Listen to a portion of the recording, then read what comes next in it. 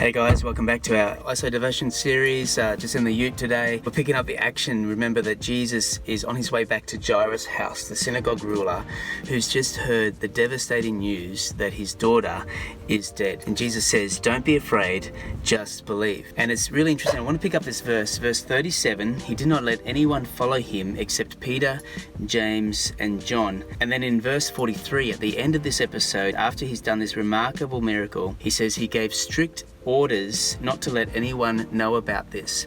Jesus is still at this point in Mark's gospel the concealed Messiah. He's still operating not in secret but in confidence of just a few, and he's intentional about this. He's also intentional as he goes to the house of Jairus, where people are weeping and wailing loudly, and Jesus says, why all this commotion? The child is not dead, she's just sleeping. And their wailing turns to laughing as they start to laugh at Jesus. But again, Jesus knows exactly what he's going to do.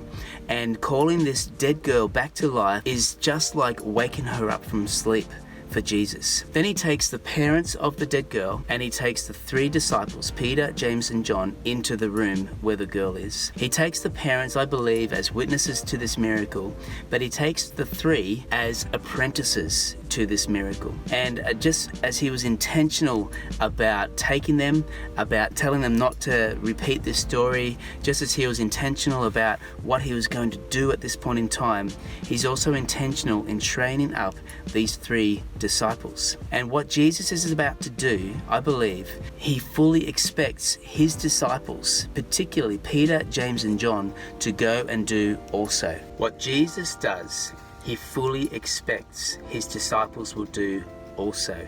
And we see in the life of Peter many years later in Acts chapter 9, in a story similar to this one, Peter goes to the house of a woman who has just died, a woman named Dorcas, and the power of Jesus brings her back to life. Jesus does what he expects his followers will be able to do also, because the same Spirit that is in Jesus, the Holy Spirit, is also in Peter, and that same Holy Spirit is in you and I today. We who follow Jesus, who have received his Holy Spirit, Jesus fully anticipates that we will be able to do what he has himself done. And you might be thinking, well, I'm a follower of Jesus, but I've never seen a dead girl raised back to life. That's okay. Don't despise small beginnings. The same power that was in Jesus lives in you, and he just calls us to follow him and to trust him as we go.